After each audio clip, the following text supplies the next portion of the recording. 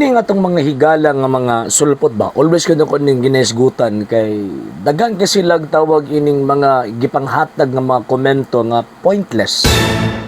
Nganong pointless man, number one, instead of gubaon nila or tawag ining i-counter nila ang argumento, mga pulong o kining mga presentation nato, instead of i-counter nila, naghimo-himo nino sila ilahang kaugalingong gitawag og linya. Na ako'y gi-challenge sa ilahang tawag ining tubagon, until na wala gihapon gitubag. Mulihis gyud. Number one nga ilahang gitubag sa tuwa ingon sila, unsaon man ang pizza? Unsaon ba tawag anang year anus an natukod ang among sikta? Ang importante nagtuman mi sa pulong sa Ginoo. Mura po sa tinuod. Pero ang tinuod gyud, kung tinuod jud kang nagtuman sa pulong sa Ginoo, dapat naaka sa tinuod nga iglesia. Kay again mo gyud akong ginabalik-balik always. Dili pwedeng bulagon ang tinuod nga iglesia ug ang Ginoong Hesukristo. Sumpay gyud na always. Nga naman kay si Kristo ang ulo, ang iglesia mao ang iyahang gitawag og lawas. Wow. So, kung mingon ka nga dili importante namo ang tawag ining iglesia nga gitukod ni Kristo kay nagtuman lang mi sa iyong pulong, kay ipokrituhan na. Ayaw di ma. Inipokrito man na kanang mingon ka nga nagtuman mo nya wa ka sa iglesia nga gitukod ni Kristo, ay binuang na. Dako nang tawag ining binuang man kanang inyong palusot nya nagtuman mo sa pulong sa Ginoo. Ang tinuodan na wa mo gatuman. Diba? Kanang inyong ginakot sa sulti ni St. James nga supakon ganit nimong usa. Gitawag og balaod, gisupak nimo ang tanan. So, buti pasabot kung niyon ka nga nituman ka sa pulong sa Ginoo nya wa ka nagpasakop sa tinuod nga iglesia, kanang imong pagtuman-tuman wala nay pulos. Oh, no! Nga naman kay kanang inyong gitawag og pundok klaro man nga gitukod og tao. Second point, ingon nila nga tawag ang Katoliko, angkon raman ang Katoliko, pero nami prueba, di ba? Nag-present me og evidence. Unsa man ang among evidence? Biblia og standard nga referensya. Biblia in the sense nga among gipruibahan nga ang Kristo nagtukod og iyang kaugalingong iglesia. Ano ni gamit pag standard reference kay pagpamatuod nga tama ang among interpretation sa gitawag og Biblia, ngano man kay ang standard reference naghatag og information nga accurate. Nga kung diin na kanang iglesia nga naa sa Biblia, mao na ang Iglesia Katolika Apostolika Romana. So, muna kami na may gihatag nga evidence kamo. Sa inyong pagnigar nga ang simbahang Katolika dili gitukod ni Ginoong Jesucristo, sa inyong ebidensya. Walay mabasa. Kay kun ato ang sundon ng inyong tawag ang argumento nga di umutuo kung di mabasa na. Biya gyud mo ng inyong pundo kay halos tanan ninyong gipangbuhat wa gyud na og di gyud na mabasa sa Biblia. Ngano man wa man may koneksyon anang nakasulat sa Biblia. Kay nisulpot lang man mo after 16th century. Mao na tinuod. Panambisan pag kung saon ninyo og kanang pagnigar-nigar sa pagtulon-an simbahang Katolika, dili mo kanigar ngano man kay ang kamatuuran bisan pag di ninyo na dawaton magpabili ng kamatuuran. Mura bag mingon ko ba nga di ko mutuo nga nay buwan, mawa ba ding buwan kay di ko mutuo. Dili ay bisan pag di ko mutuo magpabili nga nay buwan kay mo na kamatuuran. Wa po na simbahang Katolika. Bisan pa og di mo mutuo o di mo mudawat sa Iglesia Katolika Apostolika Romana, magpabili ng kamatuuran nga ang simbahang Katolika gitukod ni Ginoong Jesucristo mo na tinuod. So, karon, third point, man pa nilang simbahang Katolika. Mo ni style na sa mga tao bitaw nga kanay bitaw makit-an nimo ba nga way hanaw. Ingon sila simbahang Katolika pagano. Kasi may kuntuhan.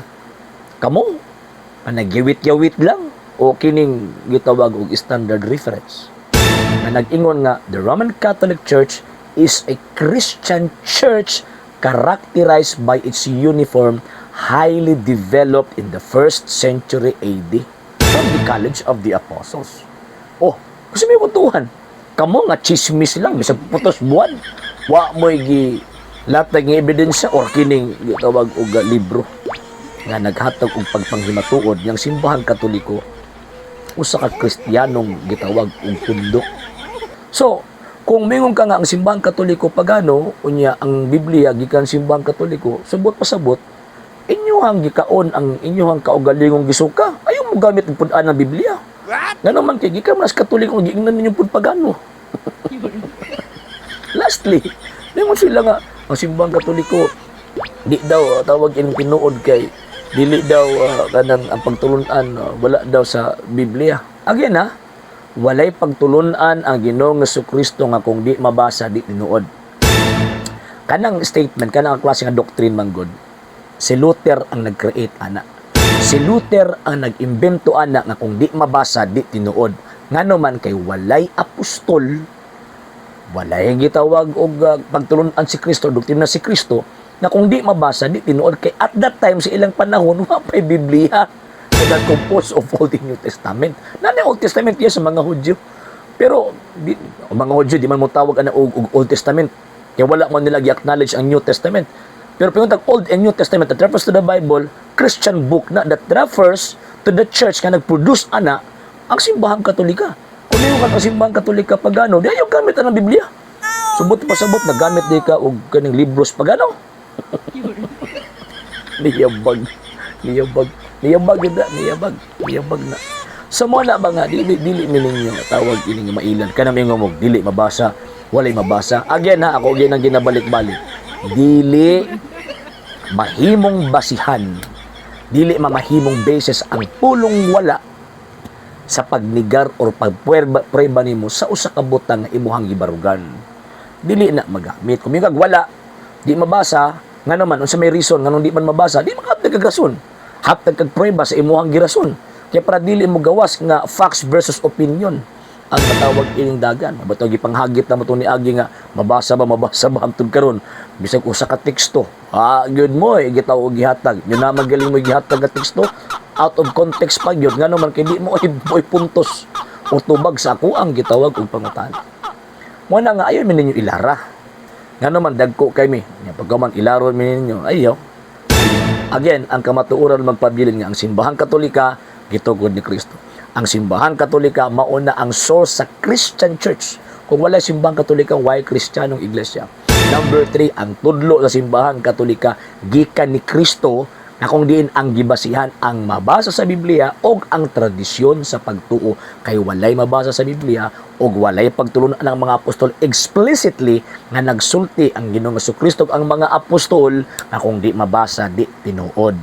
And at the same time ang simbahang katolika usa ka gitawag og simbahan na kung diin gisaaran ni Kristo nga naang kaluwasan. Sa inyo may kaluwasan sa inyo kay kanang inyong sekta gitukod nga magkano nya kanang makano dili man na manluluwas. Manang ayaw mo pagsalig anang mga kano. Ako pa ninyo, biya naman ang inyong mga pundo karon. Nga naman, kay kung di mo biya ana kanang mga kano o kanang mga Filipino ninyo nga mga founders, maunay mo bira ninyo, muhila ninyo, gikan diri sa kalibutan, padong dito sa kinahiladman sa interno. Okay? Sa hindi pa po nakapag-follow sa mga pages po natin, i-follow nyo po yung mga pages po natin, RJ Horolanciano II, TV Apolia Punto Argumento page, Kuya Apologist TV page, and RJ's Vlog 2022.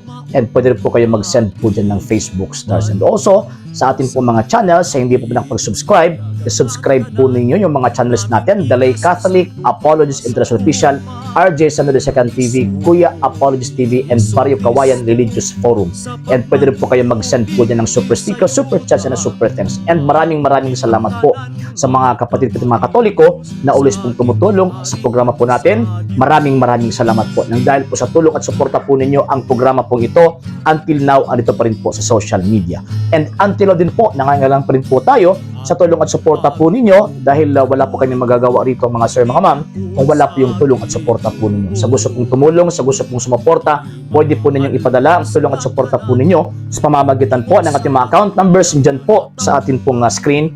And pwede nyo po kaming i-message sa ating pong page kung via remittance po yung ipadala po ninyo. Maraming salamat po in advance.